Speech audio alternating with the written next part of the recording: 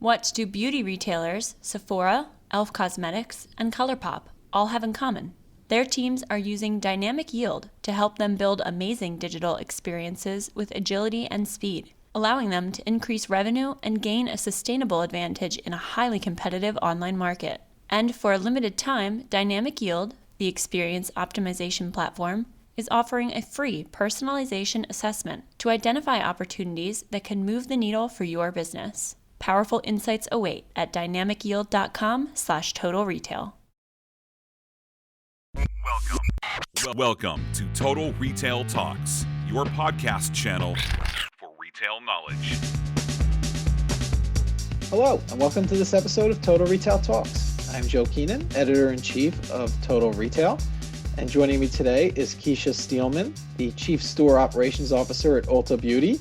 And we're going to be talking to Kecia today about Ulta Beauty's investment in driving access and equity in beauty across its entire business, stores included, and website and e-commerce business. And we have some great information that we're going to share. So thank you today for joining me, Kecia. Thanks, Joe. I appreciate you having me on Total Retail Talks today to share Ulta Beauty's commitment in driving equity and inclusivity in our company-wide diversity and inclusion efforts. Yeah, no, this is great. And it's such a timely and important topic. And one, I would be remiss in not mentioning that Kecia was recently announced will be becoming the Chief Operating Officer. So taking on a new role at Ulta as there has been some management changes. One, congratulations there. And do you want to just tell us a little bit about that transition? Sure. Thanks, Joe. You know, I'm really honored to be elevated to the role of COO. It's truly been a privilege working for Mary Dillon the last 6.5 years. She's an incredible CEO. You know, and at the same time, I've partnered really closely with Dave Kimball since day one, and I look forward to him becoming the next CEO of Ulta Beauty in June. He has my trust and the confidence of the entire organization, and we have a world-class leadership team that I know Dave's going to continue to lead us through with many more successful years here at Ulta Beauty. I'm excited for everyone. So as I alluded to, we are going to talk a little bit about what Ulta Beauty is doing to drive access and equity across its business. So the company recently announced that it will be investing $25 million to drive that initiative. Talk a little bit about why this has become a strategic initiative for Ulta Beauty. You know, as the nation's largest beauty retailer, we really have the power to shape how the world sees beauty. And we also have a responsibility to drive greater diversity and inclusivity and equity here at Ulta Beauty. Throughout 2020, we really leaned into our foundation and accelerated actions to really directly address areas where we have impacts. And it's important to look at that both internally and externally. February starts our new fiscal year at Ulta Beauty, and we thought it was the perfect time to really go out and loud and proud share our 5 key areas of focus. So the first one's really about amplifying and investing our underrepresented voices. So approximately $20 million of this spend is going to be allocated towards multicultural media throughout 2021, and that's really doubling the investment that we've had over the last 3 years. We've launched this great campaign called Muse, which Muse stands for Magnify, Uplift, Support, Empower, to really celebrate and honor and amplify Black voices in beauty. The second key area of focus is around Black-owned brands. Now, we're working on doubling the number of Black-owned brands in our assortment by the end of 2021. And we're investing right around $4 million in helping support those Black-owned brands and their success at launch. The third is around guest experiences. You've got to really be focused on ensuring that our guests are comfortable coming into our stores. We've invested in quarterly in-store training for all store and salon associates that are starting actually this month throughout the year. And then our fourth is around associate experiences. We've doubled our D&I trainings for 2021 for the second year in a row. And we've launched an inclusive recruiting effort with a diverse slate mandate across all parts of the enterprise. Our fifth is really about ongoing learning and accountability. So it's not just about what we're focused on here inside Ulta Beauty, but also having accountability partners outside of the organization. We've enlisted Tracy Ellis Ross as our diversity and inclusion advisor and counsel, and we know that she's going to hold us accountable all along the way. And then we did institute an internal governance with executive council for quarterly summits to really make sure that we're holding ourselves accountable to what our goals and initiatives are throughout the year. And this is a fully engaged, all in company-wide focus. And I would just encourage you and others to look at our ESG, our first inaugural ESG report that's titled "Leaving a Positive Legacy for Our World." And it goes through a lot more detail, but it's we're all in here at Ulta Beauty to make a difference in D&I. Yeah, those are some great steps, and shows the commitment that Ulta Beauty has made to this initiative. You've talked about some of the things that you're doing internally, and the accountability that you're going to have. And then my second question is in terms of, what are some of the different ways that this investment to advance diversity and inclusion will be evident to consumers, specifically those that are coming into your stores, those that are visiting Ulta Beauty's digital properties? Tell us a little bit about some of the ways that they'll be able to tell that this is taking place and this initiative is really moving forward at Ulta. Yeah, that's a great question, Joe. It's really about being organic in nature. It's when they walk into stores, do they see a diverse associate base? Do they see marketing and advertising and brands that reflect our D&I efforts? And do they feel that they're being represented in all of our marketing campaigns? I think it's not only about the visual aspects, but it's the feeling, it's the culture that they feel when they walk in the door. And I definitely feel like a consumer walking in Ulta Beauty today and also in the future will be able to recognize all of those different attributes. So you alluded to the fact that Ulta Beauty has announced that Tracy Ellis Ross will serve as the company's diversity and inclusion advisor. Tell us a little bit about that relationship with Tracy, why she's the right person for this position, and how that kind of appointment aligns with Ulta's core values. Yeah, Tracy Ellis Ross is an amazing entrepreneur, beauty leader, activist, actor, businesswoman. She's multifaceted. And we really value our partnership with her in regards to the pattern launch. We're her exclusive retail brand partner launch in our stores. Now, what she's going to do for us is that she's going to provide counsel and insights on specific focuses around BIPOC brand development and diverse leadership development and supplier diversity.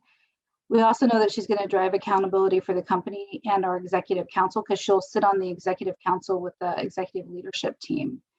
And, she brings a tremendous respect and knowledge base of what it's like to really kind of break that glass ceiling within the industry, both not only from her acting side of her business, but from her entrepreneurial side of her business. And she's so engaged in her own brand launch that she wants to pay it forward and help others be successful along the way. She's a great fit for us at Ulta Beauty. Yeah, and not only, to your point, she's so engaged with their brand launch that this is aligns nicely with what her personal brand, but also kind of the activism that she's been known for and has advocated for. So a great fit there. Let's shift gears slightly and talk a little bit about one specific campaign, a marketing campaign that Ulta Beauty has launched featuring Black voices in beauty. Can you tell us a little bit about that, including how it will be kind of marketed and kind of get that word out to consumers about this Black Voices in Beauty campaign?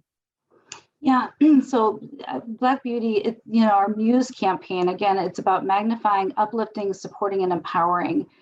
And it's a platform that really celebrates, honors, and amplifies the Black voices. It's a beautiful campaign. It initially shines a light on bold and brilliant Black women who have defined the limits within the marquee of beauty. And we've gotten placements with the Today Show, Good Morning America, This Is Us, to really highlight them throughout, the journey. It's fantastic. I could not be more proud of who we've initially launched this with. The talent that we included was Lisa Price, who's the founder of Carol's Daughter, Carol Sabin, who's the CEO of Shea Beauty Moisture, Whitney White, the founder of Melanin Hair Care, Nancy Twine, the founder of Briogeo, and Julie Wilson, the beauty director at Cosmopolitan. It's beautiful, it's empowering. The celebration that we've seen not only internally, but externally, it's something that is a little bit different, and I could not be more proud of it. And the other thing that's really unique to this campaign is it was the music, the bespoke music was composed by Black artists, two Black artists that are just, it's beautiful. And the work that was done behind the scenes was all really focused on having Black leaders lead this entire launch from beginning to end. So one thing we haven't talked about is kind of the employee involvement with this. And when I mention the employee, not necessarily coming from management, but kind of the store associate, all the others that are working, and they're such a big part of the Ulta Beauty company. Tell us a little bit about kind of how they've been involved in this and participating, but also giving their feedback and their ideas, and what that has meant to management as you make decisions and invest money like you have on this campaign around driving access and equity. Yeah, well, I can speak personally for my involvement, and that is that I have monthly candid conversations with my leaders that are diverse across the organization. And it is that exactly. It's a candid conversation where give us feedback, what's working, what's not, what do we need to do differently. One of the things that we did that was creating a lot of excitement within our Black leaders is that for Black History Month, we created a Ulta Beauty Black History Month t-shirt that we had them have the ability to purchase, and then the funds went to other organizations. That idea came solely from the field organization. When they see that their insights and opinions are being acted upon and making a difference, you truly get the buy-in of the team. And that's just a small example. But in regards to representation and focusing on continuing to drive for more inclusive hiring across the organization, you have to make sure that you're putting your money where your mouth is. And we are focused on our diversity and inclusion recruiting efforts across all parts of the organization. And I couldn't be more pleased with the progress that we're continuing to make. Just even this summer alone, since summer 2020, we've increased by 6% of people of color in leadership positions in the field. We're up to 46% now in leadership. So I could not be more pleased with that. Yeah, that's some great progress you're making. And to your point about putting your money where your mouth is, Ulta's certainly done that with this $25 million investment. And part of that is specifically earmarked for employee training to ensure, and you've alluded to this, in the equality and guest experiences. Can you tell our audience, Kecia, a little bit about what that training will look like and how Ulta can ensure that the training policies and procedures that it has in place are being complied with in store? Yeah, it's really about understanding unconscious bias and racial profiling and how to lead through inclusive views as a leader within the organization. Every single associate that joins our organization is required to not only go through operational training, but they also have to go through D&I training in order to be scheduled on day one.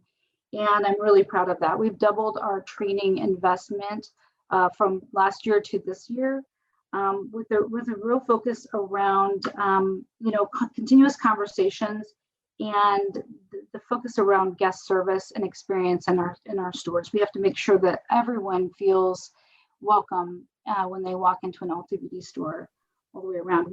We are investing almost $2 million with this incremental training of these mandatory trainings quarterly.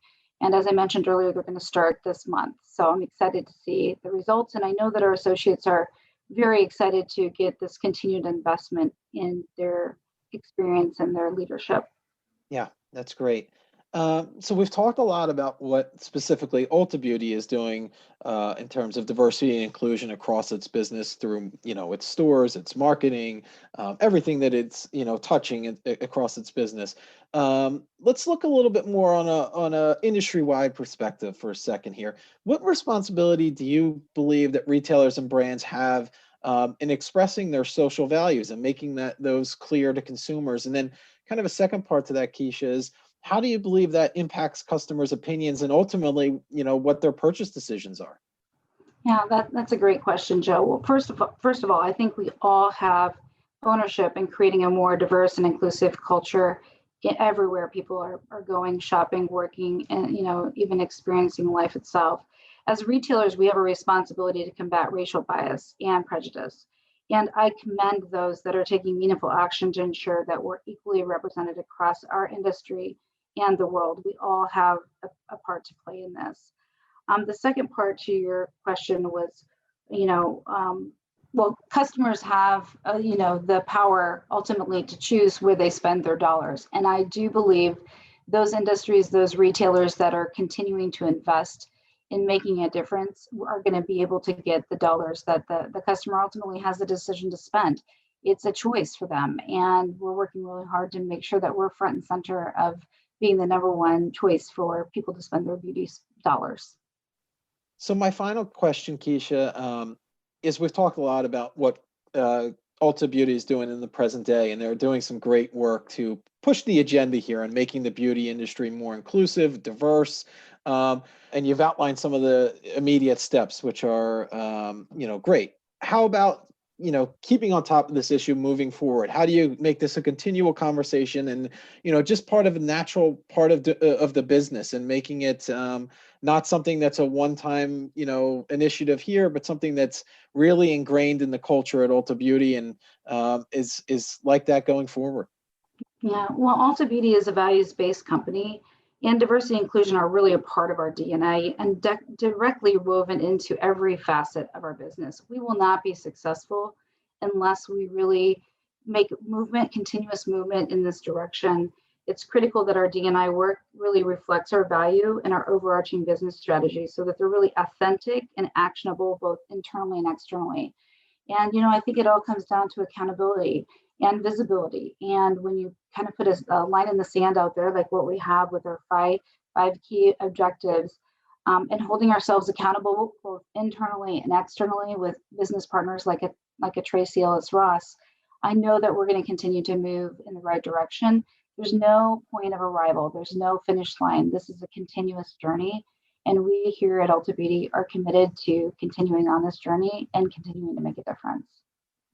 That's great. I want to take this opportunity to thank Kecia Steelman, the Chief Store Operations Officer, soon to be Chief Operations Officer at Ulta Beauty, for joining us today on Total Retail Talks, telling us the great work that company is doing to advance diversity and inclusion within its own business as well as across the beauty industry. So thank you for joining me today, Kecia. Yeah, thank you, Joe. I appreciate the time, and I appreciate being part of Retail Talks. Thanks for listening. For more information on this podcast, please check out our podcast channel page at mytotalretail.com/podcast for show notes. Total Retail Talks is available on Apple Podcasts, Google Podcasts, Spotify, and Stitcher. Make sure to subscribe on our podcast channel page as well. If you've enjoyed this episode, please take a few moments to rate and review this podcast. Thanks, and until next time, this has been Total Retail Talks.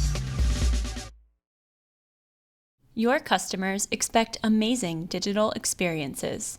Not sure how to deliver? Redeem a free personalization opportunity assessment by visiting dynamicyield.com/totalretail.